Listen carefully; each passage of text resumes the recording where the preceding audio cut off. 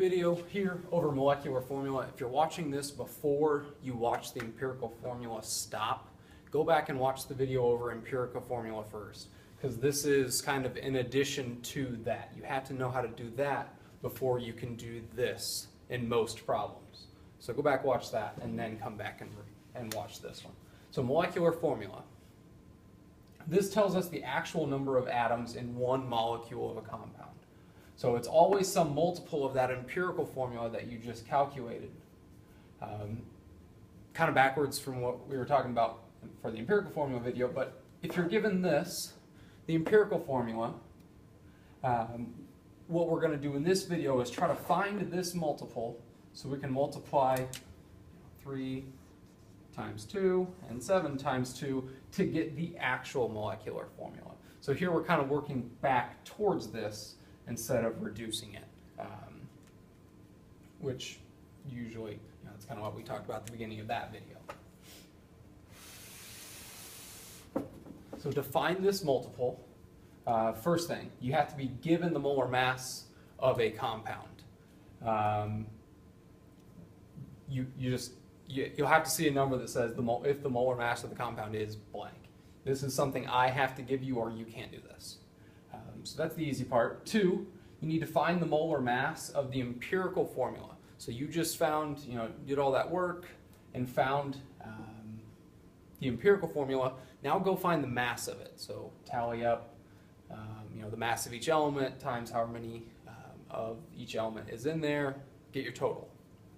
And then third, you're going to compare. And by compare, I really mean divide, which by divide, I really mean find the ratio.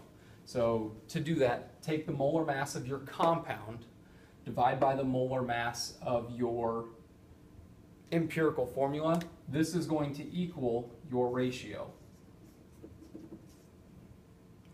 And then, last step,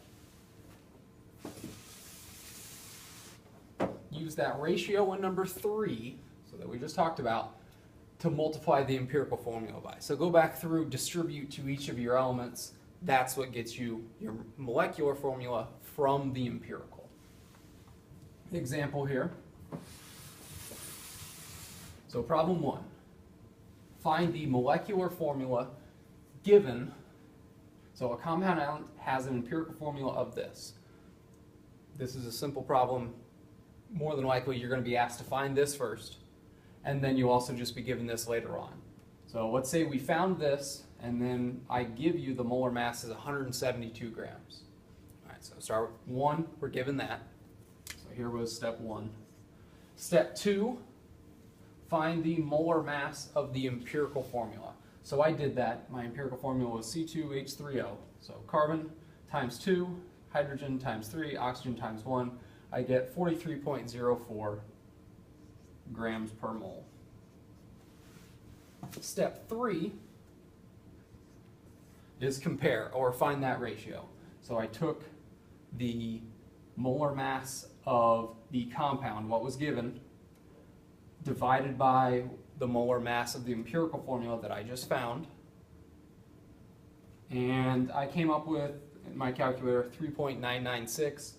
Well, that's really close to 4. So 4 is my whole number. Now I just need to, you kind of see here I said times by a little 4, or distribute 4 really.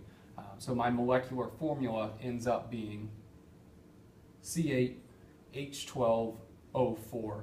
This is the molecular formula given this empirical formula based on this information. So there's actually multiple molecular formulas for this empirical formula, but the only one correct one is this, based on this information given. And there's your kind of 4 steps. Really, it's 3, because that one's always given to you. But molecular formula given the empirical, and by given I usually mean you got to find it. Is maybe an A to this is the B or something like that.